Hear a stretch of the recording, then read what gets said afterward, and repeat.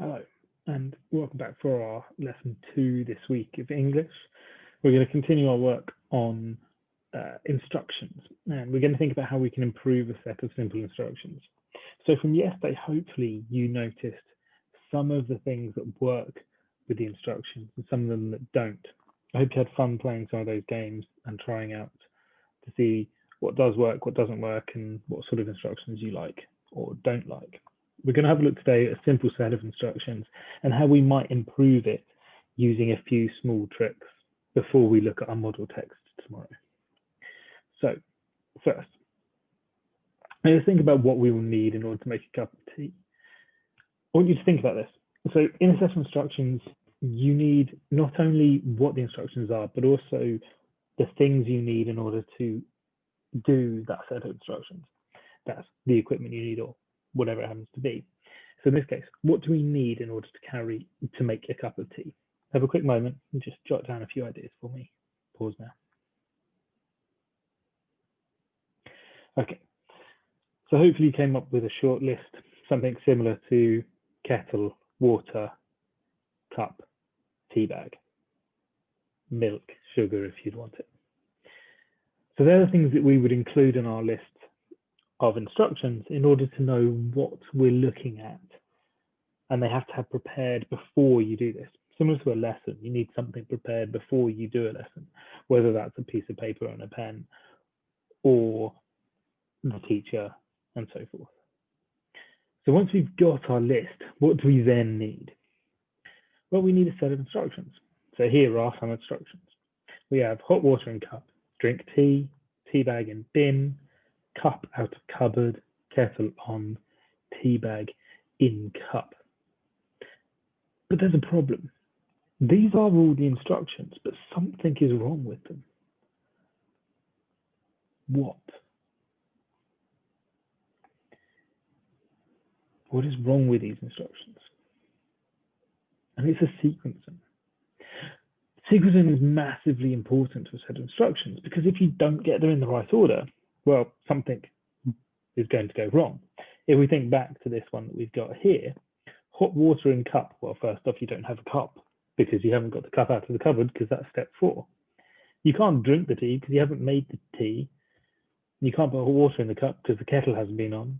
You haven't put a tea bag in the cup, so it's not tea that you're making, it's just plain water. And then you put the tea bag in the bin before you've even put it in the cup. So there's a lot that's wrong with this. And a lot you wouldn't be able to do. I'd love some of you to try this out. It just wouldn't work. So sequencing is massively important because those steps are what lead us to actually get to the end result. And the stepping is massively important. So we have to think about the order that our instructions come in. So for example, these going back, we've reordered them. We've got step 1, cup out of the cupboard. Step 2, kettle on. Step 3, tea bag in cup. Step 4, hot water in cup. Step 5, tea bag in bin. Step 6, drink tea. Now this would work. There is some missing information and ways that we can improve this, but from the very start, this is a massive improvement. It actually is doable. So what else could we do to make these instructions better? And there's numerous things that we can do. And probably one of the most key and most important ones is the use of imperative verbs. Now, what are imperative verbs? Imperative verbs tell you what to do. It's the doing word. The verb is the doing word. Imperative means you're doing that. It's telling you what to do. Some people call them bossy verbs. I don't particularly like that, but that's just me. They are, in effect, verbs that tell you what to do. So let's have a look at a few examples. We have put, mix, place, serve, cut, slice, open, chop, get, add, and spread. These are all things that you can add to a sentence in order to make it more into a command, more into you telling somebody what to do. So chop up an onion, tell somebody what to do with the onion. Add sugar to tea, tells you what to do with the sugar and the tea. Spread the jam on the bread. In all of these cases, what the verb is telling you to do is the imperative verb. So it's telling you what to do. They're massively important. So if we added those to our list, people would know what to do within the step. set. So let's go back. Here's our original one. And then just adding imperative verbs just to help people understand, have a better, clear idea of what exactly we're expecting them to do. We have get the cupboard, get the cup out of the cupboard, not just cup out of the cupboard. Kettle on, we're putting the kettle on. Tea bag in cup, put the tea bag in the cup. Pour the hot water in cup. Get the tea bag out and put it in the bin. We actually use two imperative verbs here because we've got two actions that are happening. First off, we're taking the tea bag out. Secondly, we're putting it in the bin. And then we have drink your tea. And we've used the verb now, which is imperative because it's telling you to do it now, but it also gives you a time in which to do it. And so this set of instructions is slightly better, still could be improved upon. What else could we do? So we could use time connectives. Why are time connectives good and why do we need them? Well, they tell us the order in which something happens in, or they tell us whether to wait, or gives us an additional piece of information to the order. And it also can help, you don't necessarily need the numbers, you can just have the time connectives that allow you to know, and it reads better. People automatically assume that one happens after another with the correct use of time connectives, so they know that it's the final step because you've used finally as your time connectives. So here are a few other time connectives. Some of these are really nice and can tell you exactly when something happens, like firstly, lastly, finally. These all allow you to know exactly when something happens. Then you've got a few to do with after other steps. You've got after, then, next, following. All of these ones allow you to know what's going on, consequently will work the same way. It's to do with if something's happened, then something else will happen. Then you've got ones like meanwhile.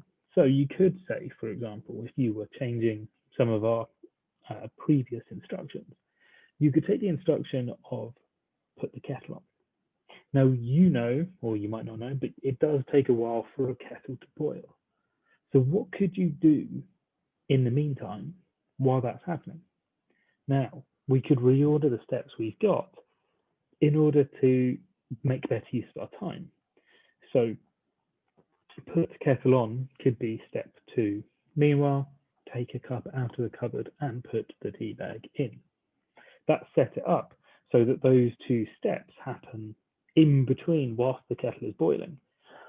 And then you can say, after the kettle has boiled, pour water in mug or whatever it happens to be. And what this does is mean that you can be much more precise about the timing that your set of instructions happen. And it can be more effective in the way in which you're using those and using your time. This is a really great tool in a set of instructions because some set of instructions, you do have that time lag that you can do different things within, or that sometimes a step takes a lot longer than other steps. And you can give that idea through use of time connectives. And it just gives the reader a much better idea of what they're doing. There's one other thing that we could do and improve it. And this is a really important thing and is normally left out of instructions that we've written so far in school. And I can tell you it was missing from the majority of your instructions for getting the register. And that is a safety tip or an additional piece of information. And what this is, or what a safety tip is an additional piece of information at the end of your instructions that tell you to be careful during the set of instructions.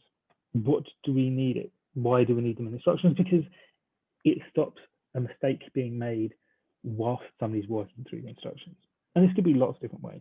It doesn't necessarily have to be a safety tip. It could be additional piece of information.